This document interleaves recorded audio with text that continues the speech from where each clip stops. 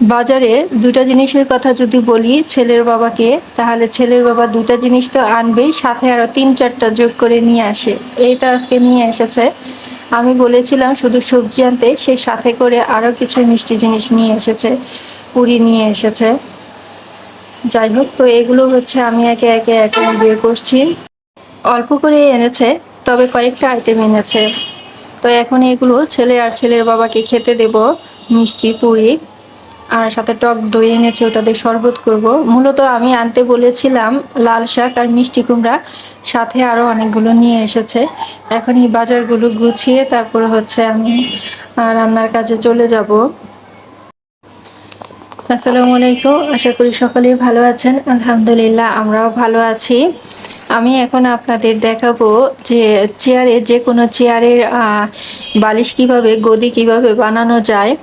সেটা কাঠের চেয়ার হোক বা প্লাস্টিকের বা ফোমের যদি চেয়ার হয়ে থাকে, সেগুলো যদি উঠে যায়, নষ্ট হয়ে যায়, তাহলে কিন্তু সচরাচর দেখা যায় যে ঠিক করা যায় না। তো আমরা কিন্তু নিজেরাই পাতলা করে বালিশ বানিয়ে তার উপরে দিতে পারি। তো আমি এখন একটা প্লাস্টিকের চেয়ারের জন্য পাতলা করে বানাবো। এখানে যে এই তো কালো কালো এগুলো কিন্তু সুতা, বিভিন্ন গার্মেন্টস থেকে আর কি আনা হয়। এগুলো কিন্তু তুলা না। তো এগুলো কিনে এনেছে, কেজি দরে কিনে এনেছে। যেখানে বালিশ বানায়, তোশক বানায়, সেই সব দোকানে আর কি পাওয়া যায়। এই তো দেখেন, হয়তোবা গার্মেন্টস থেকে নিয়ে এসেছে। জিন্সের প্যান্টের টুকরো আছে এটার সাথে। তো এগুলো এখন আমি হালকা করে ছাড়িয়ে নিচ্ছি। এগুলো এমনিতেই অনেক নরম থাকে, শক্ত না, একদমই নরম।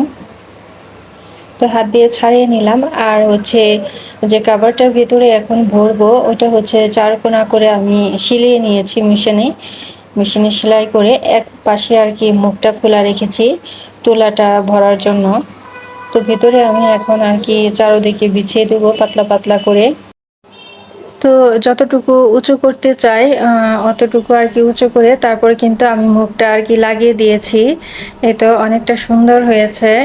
এখন এই প্লাস্টিক চেয়ারের উপর আর কি আমি দিয়ে দিব। এই প্লাস্টিকের চেয়ারগুলো একটু মাঝখানে গর্ত থাকার কারণে কিন্তু বসে বসে কাজ করতে অসুবিধা হয়। সে কারণে হচ্ছে একটা বালিশ আর কি দিয়ে দিলাম। এই তো মাপ দিয়েই আর কি বানিয়েছিলাম, সে কারণে এটার সাথে ভালোভাবে সেট হয়ে গিয়েছে। তো আমরা যদি টুকিটাকি হাতের কাজ জেনে থাকি, তাহলে কিন্তু খুব সহজেই এরকম ছোটখাটো কাজে নিজেদের চাহিদা নিজেরাই আর কি পূরণ করতে পারি। বাইরে দৌড়াদৌড়ি করতে হয় না।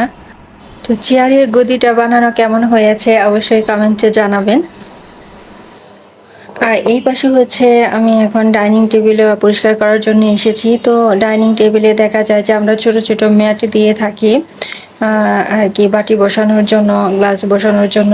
তো এগুলো ব্যবহার করতে করতে কিন্তু অনেক সময় ময়লা হয়ে যায়, আঠালো হয়ে যায়। তো মাঝে মাঝে যদি এগুলো ধুয়ে দেই, তাহলে কিন্তু এগুলো দেখতেও ভালো লাগে, পরিষ্কার থাকে, এমনকি অনেক দিন ব্যবহার করা যায়। তো আমি এখানে গুঁড়ি পাউডার আর কি ফেনা করে নিয়েছি, তার মধ্যে আর কি ভিজিয়ে রাখবো। 5 মিনিটের মতো ভিজিয়ে রেখে তারপরে এগুলো ধুয়ে রোদ্রে শুকিয়ে নিলেই কিন্তু সুন্দর হয়ে যাবে। আর সাথে হচ্ছে বেসিনটাও পরিষ্কার করে নেব।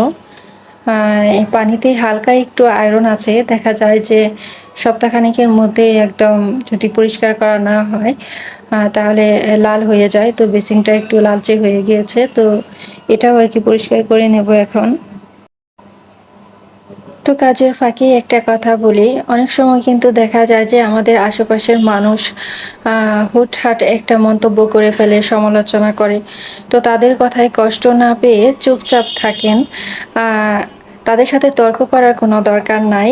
শুধু ওপরে একজনকে বলে রাখেন, আল্লাহ তাআলার কাছে মনের সব কথা খুলে বলে রাখেন। দেখবেন যে সঠিক সময়ে আল্লাহ তাআলাই তাদের জবাবটা দিয়ে দিয়েছে।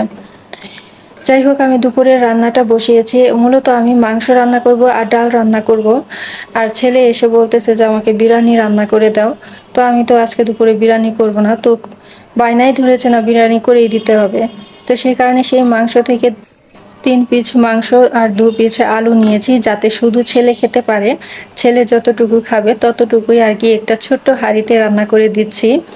বিরিয়ানির মশলা ছিল, তো সেটা দিয়ে আর কি এই তো বসিয়ে দিলাম, পানিটাও দিয়ে দিয়েছি। তো তাতেই বেশ খুশি যে না আম্মু আমাকে বিরিয়ানি রান্না করে দিতেছে। আর এই পাশে হচ্ছে আমি আমাদের জন্য হচ্ছে মাংসটাও বসিয়ে দিলাম, ঝোলটাও দিয়ে দিয়েছি, ডালটাও আর কি রান্না করব। তো ছেলের বিরিয়ানি কিন্তু হয়ে গিয়েছে, খুবই অল্প করে রান্না করেছি, তারপরও কিন্তু মাশাআল্লাহ খুবই সুন্দর হয়েছে, সুন্দর ঘ্রাণ বের হয়েছে। আর এই পাশে দেখেন ছেলে আজকে পুডিং বানাচ্ছে। রাতে আমি দুধ জাল দিয়েছিলাম, তো ছেলের বাবা খায়নি, শুধু আমি খেয়েছিলাম। আর বাকি যে দুধটা ছিল ওটাতে আর কি ডিম মিশিয়ে ছেলে বসিয়ে দিয়েছে। ছেলে সবকিছু ঘুটা দিয়ে মিশাইছে, আমি শুধু বসিয়ে দিয়েছিলাম। তো এইরকমটা হয়েছে, কারণ ছোট মানুষ যেহেতু মিশিয়েছে, সে কারণে দেখা যায় যে একটু দানা দানা হয়েছে। তো খেতে কিন্তু ভীষণ টেস্ট হয়েছে। তো এটা কিন্তু আমি বাসি দুধ দিয়ে বানিয়েছি, বাসি দুধ ফেলে না দিয়েও কিন্তু বাসি দুধ দিয়ে মজার মজার রেসিপি করা যায়। তো আজ এই পর্যন্তই, সবাই ভালো থাকবেন, সুস্থ থাকবেন। আমার ভিডিও যদি আপনাদের কাছে ভালো লেগে থাকে অবশ্যই লাইক কমেন্ট করবেন।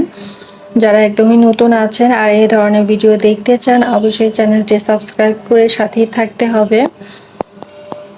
তো আজ এই পর্যন্ত, ভিডিও আর দীর্ঘায়িত করব না। এটা হচ্ছে আমার ছোট্ট বাগানের ছোট ছোট গাছের কিছু চিত্র অংশ ধারণ করেছি, তো সেটাই আপনাদের সাথে শেয়ার করলাম, যা প্রতিনিয়তই করে থাকি।